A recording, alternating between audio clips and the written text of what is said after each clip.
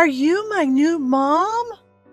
The first time I met Thomas, he was noticeably smaller and thinner than the average 3-year-old I'd seen during my child care training.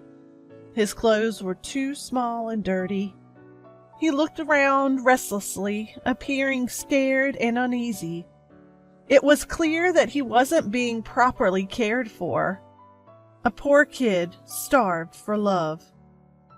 Yes, Thomas, nice to meet you. Wanting to put him at ease, I greeted him with the brightest smile I could muster. Drawn by enthusiasm, Thomas tightly gripped my hand. His little hand broke my heart. I'm Mary, 37 years old. I've always loved kids and dreamed of becoming a preschool teacher. I also wanted to have at least 3 kids of my own and build a happy family. But I ruined those dreams myself. I'd always had painful periods, but avoided going to the gynecologist out of embarrassment. After all, periods aren't an illness, right? But one day the pain became unbearable.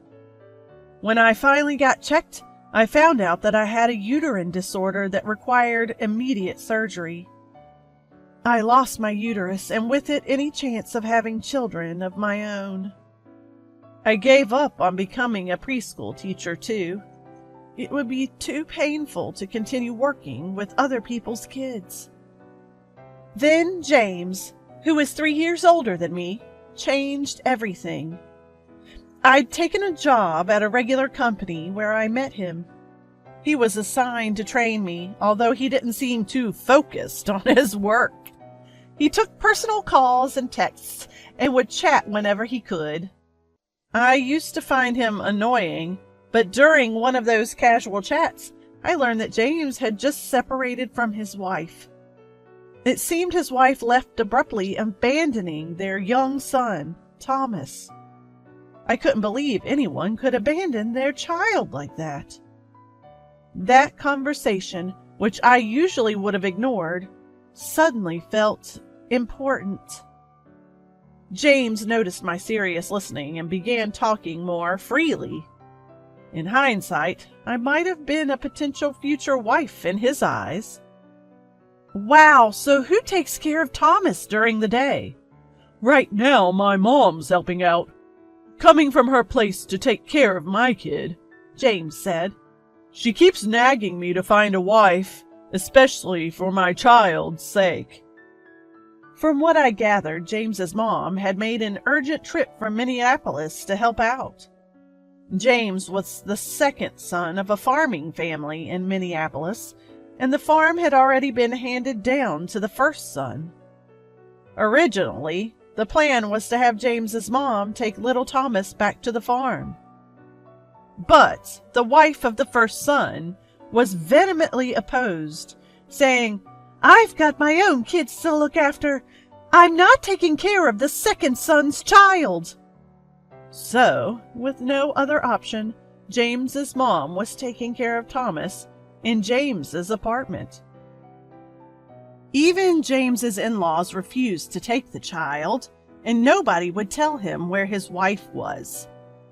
I felt a strange jealousy towards James's wife, whom I had never met. She gave birth to a child I couldn't have and then just abandoned him. That was unforgivable.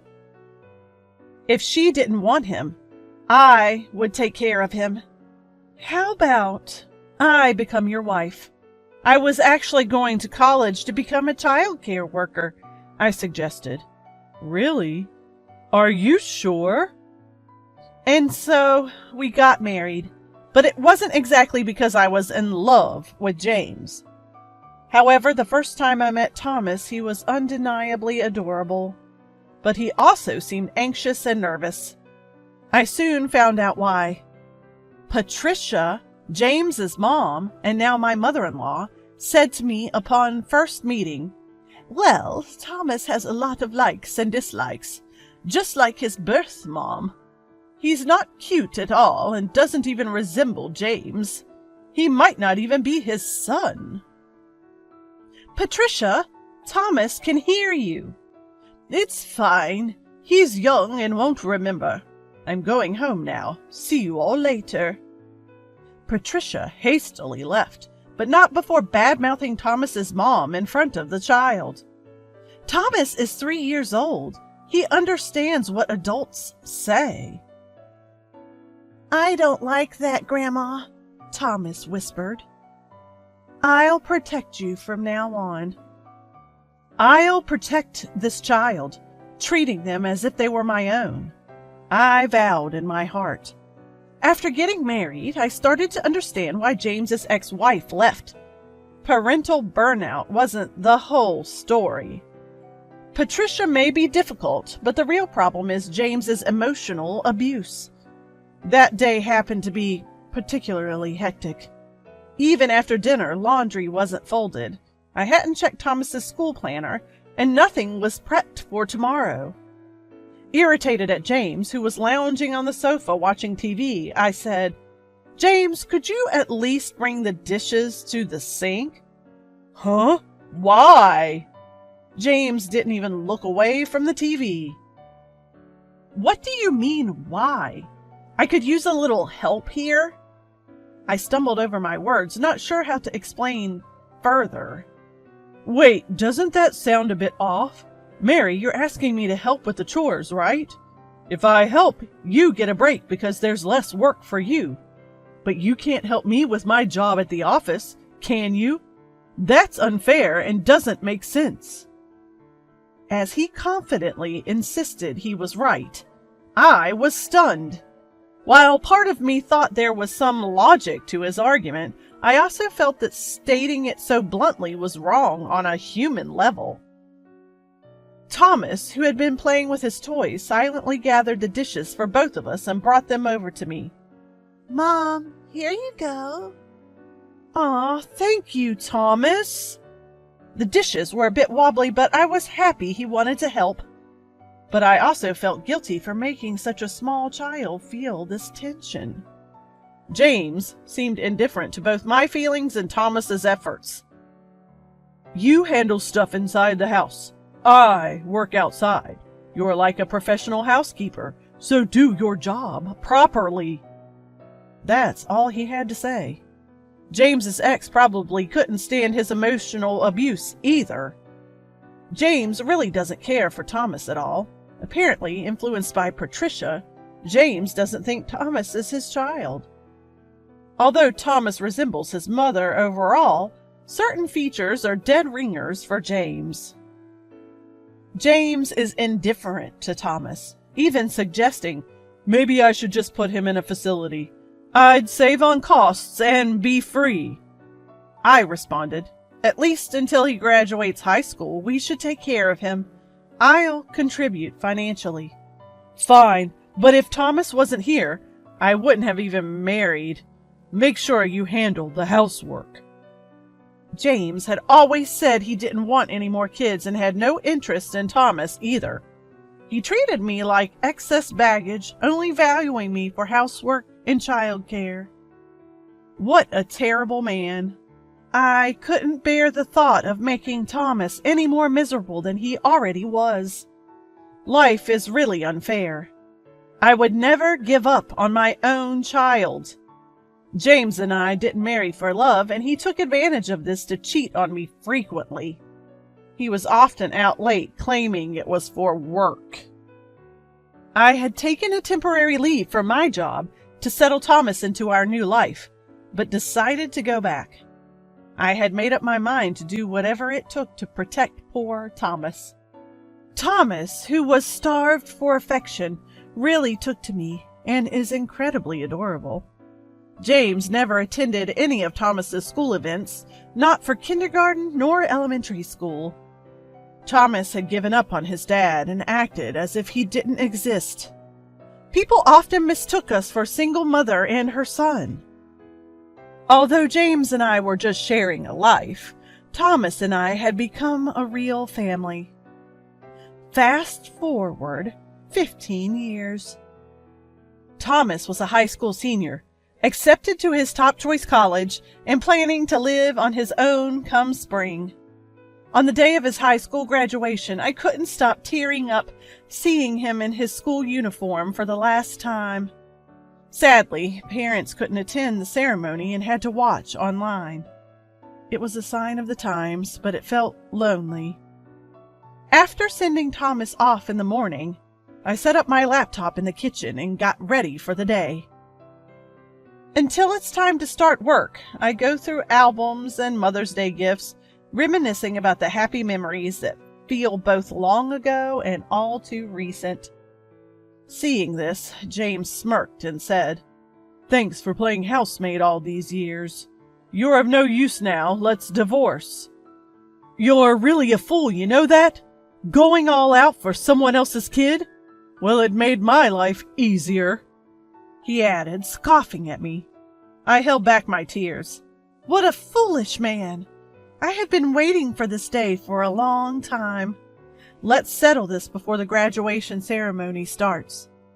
Smiling, I responded, "Sure, let's divorce. Let me enlighten you on why I've put up with you for 15 years. "Huh?" In response to me, James looks utterly stunned. The reason I put up with being just a housemaid? Simple. I decided to protect Thomas. To shower love on a child yearning for affection is just human decency. I can't fathom how you could be so cold to your own child. Can't you show some love? And let's not forget, Thomas isn't a stranger. James seems to forget that Thomas was already legally adopted by me when we got married. Our relationship remains intact after divorce unless that adoption is nullified. Also, make sure to handle the division of assets properly. I've been contributing to living expenses and paying most of Thomas's tuition from my own earnings. I've kept meticulous financial records, so I'd like you to consider that. I hardly have any savings. It will essentially be splitting your money. In truth, I've been using any leftover living expenses James gave me to save for Thomas. I've been giving Thomas little amounts of money here and there. You earned this by helping with the dishes, or this is your allowance for the month, I'd say. I meticulously jot these down in a household ledger. The savings in Thomas's name are considered his separate property, so they're off the table in a division of assets. That's how I've been securing Thomas's financial future. His educational insurance is also reaching maturity soon. The insurance premiums are in both of our names, so it's part of the property to be divided. However, I've been shouldering all the complicated procedures, so I set the amount pretty high. Bit by bit, I've been increasing the money that James can't easily access. Furthermore, Thomas is 18 and legally an adult now. Being an adult means he can enter into contracts on his own and doesn't have to obey parental authority. So Thomas can become legally independent from James. Even though I've adopted Thomas, if I get divorced, I won't be able to protect him like I used to. That's why I've been wanting to avoid divorce, at least until Thomas graduates from high school and leaves home. Truth be told, James has been suggesting divorce for several years now. Apparently, I have outlived my usefulness now that Thomas is older and needs less attention. Especially with his new affair with a woman in her early 20s from a club. He's been shamelessly pressing for divorce. "She wants to marry me," he says. I had been pleading, "Please, just wait until Thomas graduates." So it was no surprise when James hinted at divorce on graduation day. "Your fling from the club, Nancy, is it? I wonder if she's received the court's special delivery by now." The special delivery is a legal document from the court containing my claim for compensation in the divorce lawsuit against his mistress. "How do you know her name?" "I know about almost all of your affairs, James. You weren't exactly discreet." Cracking the code on his mobile phone was easy since it was his birthday, and I even hired a detective, so gathering evidence was a breeze. So you're telling me you're filing for compensation in the divorce, even though you don't love me? This was supposed to be a mutual divorce. It's you who wants to marry your mistress. I'd say it's a unilateral decision on your part. I'll file for compensation in the divorce case. Objectively speaking, it's clear who's in the wrong, isn't it? Even though James treats me like a housemaid and claims there's no love, we're still legally a couple. I could easily sue his mistress for damages in the divorce case, and James is actually about to be served papers himself. When you're dealing with a man who morally harasses you, you never know what self-serving things he might say if you don't involve a neutral third party, like a court or a lawyer. You might have expected me to bring up divorce, but I've also been preparing, I say. I'm moving to a new apartment tomorrow. From now on, let's communicate through our lawyers. Oh, and don't forget, the most important thing is that I'm off to see a graduation ceremony, so don't you dare disturb me. James slumps to his knees when I emphasize my point. Did he really think I would leave him without getting anything in return? Just doing as he says? What a fool. He'll regret underestimating me. Later, after the graduation ceremony, Thomas hands me a bouquet of flowers. He had stopped by a florist on the way home. Thanks for everything so far, Mom. I'm looking forward to more good times, Thomas says, offering me his hand with a shy smile. I grasp Thomas's hand, which I hadn't held in a long time. His hand, once so small, was now larger than mine.